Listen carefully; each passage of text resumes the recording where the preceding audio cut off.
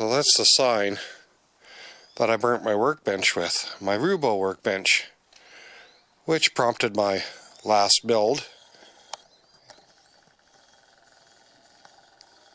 And that build is done now and in place. Now, behind that door is a shocking surprise, but we'll get to that last. Instead, we'll go down to the shop and show you the bench build and how it turned out. I got a log here that I want to mill up, and that used to be right where that stump is. Had to have an arborist come and take it down for me because a bit too much of a lean on her, right toward the house. But yeah, that's a big change, getting rid of that. So maybe a sawmill milling video coming up. I have to, the chainsaw's not quite working properly yet. So let's go down and check out the changes to the shop. Some of them are pretty cool. Now that I got the new workbench, the sharpening station's no longer there. Or sanding station, sanding and grinding station, whatever you want to call it. So I got most of the burn marks out of my Rubo. I just sanded it out, but there is a big scorch mark right along here. It was terrible.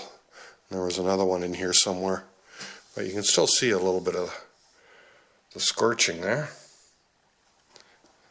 Anyways, the new workbench sits right here, and on the bottom I just put some paneling, and on the back, so I got a shelf, which is why I put extra supports in there, just thin paneling.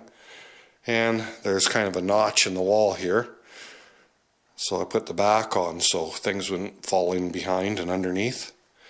And then I used a piece of wood and put a back on it so I could actually screw it to the studs in the wall. And then because I had that hole back there, I put a little shelf. And then when I put the little shelf, I decided I'd put in another little shelf. And then I figured I needed some light on it. So I got myself an LED work light and put that up there, which meant I had to put a plug in. So I put one in there, and I put one in there, and here's my grinding and sharpening station. And I raised that up a little bit, and it works pretty good. And I took the light that was on the Rubo and put it for the grinding and sanding. And then yesterday I put up a little board to put my collection of little alligator wrenches on there, just because they're cool.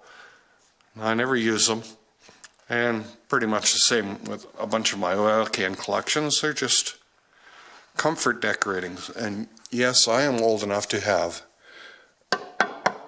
a metal can of 3-in-1 oil. I don't know how many people are old enough to remember that. So yeah, I just threw up a little shelf there just for decorations. And then down here I keep these covered up, my stones, and I screwed them right to the top.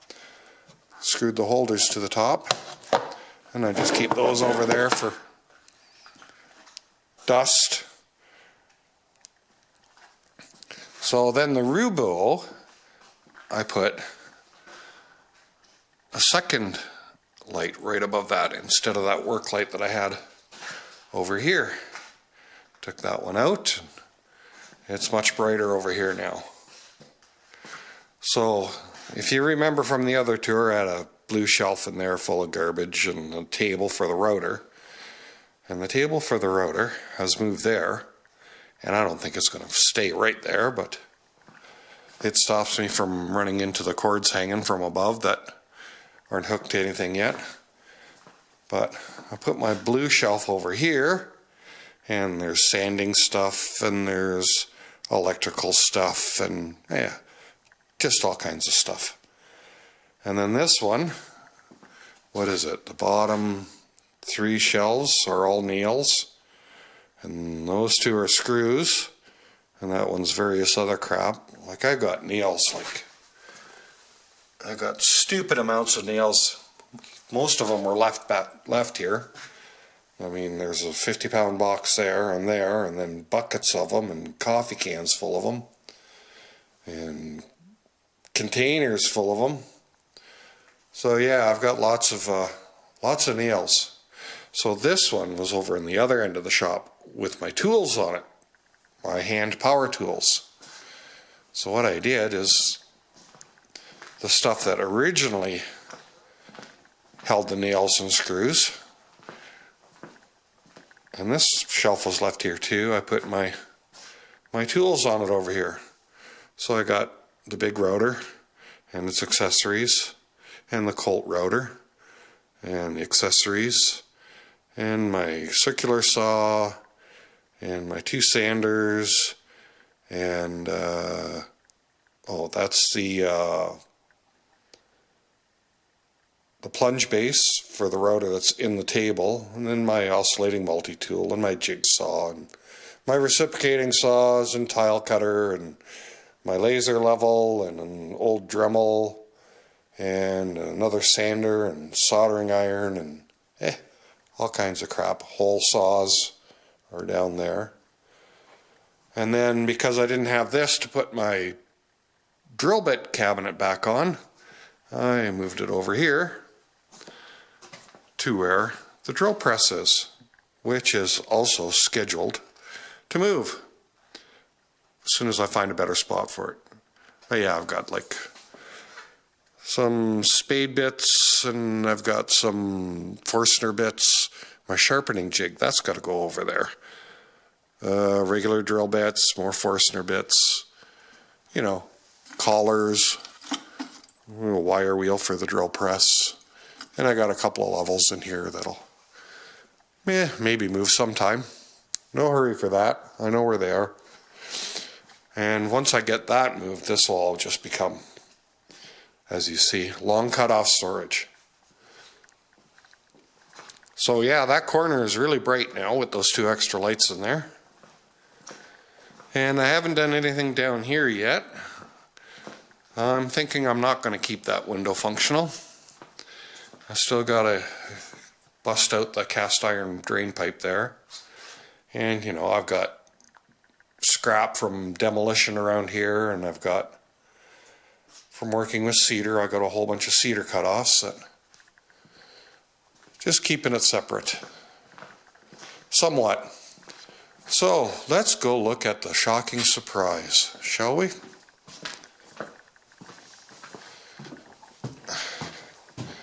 I don't know, might be shocking to some, but maybe just not to others. But to us it was a big change. This was a huge change in here. Ta-da! Yeah, we painted.